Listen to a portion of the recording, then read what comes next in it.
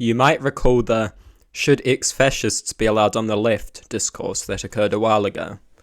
I have covered that discourse, but today I kind of want to go back to it.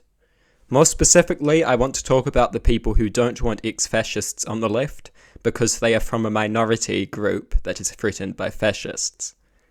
Normally, the point goes something about how you can't trust them, and they could still be fascists, which means that I, a minority, are justified in not trusting them to be on the left. Some people seem to think that this point helps to justify the idea that ex-fascists should not be allowed on the left. Literally anyone could secretly be a fascist. This is extreme paranoia, and it is ridiculous. There will be cases where someone may lie, and when it comes to these outliers, we can shun people from our political movements.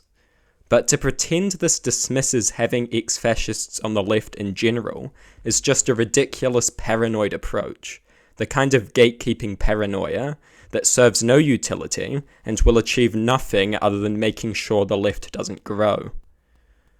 That addresses some of the point made against ex-fascists being allowed on the left. Now we have the identity politics appeal. I think that for the most part saying, "I don't trust ex-fascists on the left because I am a minority and they used to hate me," is bad logic. It represents the weaponization of one's identity as an excuse for impractical and stupid gatekeeping. It is an excuse for actually discouraging people from reforming their views, as they know there is no home for them elsewhere. I should also add that fascists typically want all leftists dead, so literally anyone can make this point. Obviously, there are exceptional circumstances.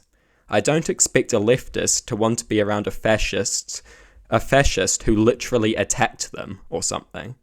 But this is an extreme and fringe case. The issue is the excessive gatekeeping of the left in general, as if it is some kind of a safe space social club. We have safe space social clubs within the left. If you want, we can have those, but as a whole, this is not what the left should be. Political movements need support, and that means reformed people. Accepting people who once held bad beliefs makes our movement stronger. Not to mention the fact that ultimately, people are victims of circumstance, meaning it is only moral to give them a second chance. To deprive them of that second chance is cruel and immoral.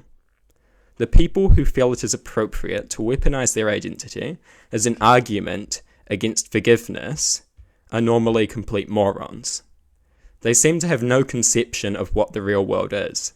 They need to grow up and realize that people can change and improve. I thought essentialism was a right-wing concept, but apparently not.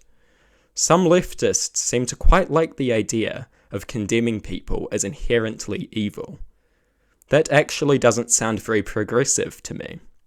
Rehabilitate the murderers, but God forbid you once held terrible political opinions. Just don't weaponize your identity as an excuse to be an immoral gatekeeping moron, whose strategies promise nothing but a small left and plenty of fascists who will remain fascists as long as they know they will never be accepted elsewhere. The people who engage in this behavior need to grow up and act like adults, rather than dramatic and emotional children, looking for a reason to desperately gatekeep their favorite social club.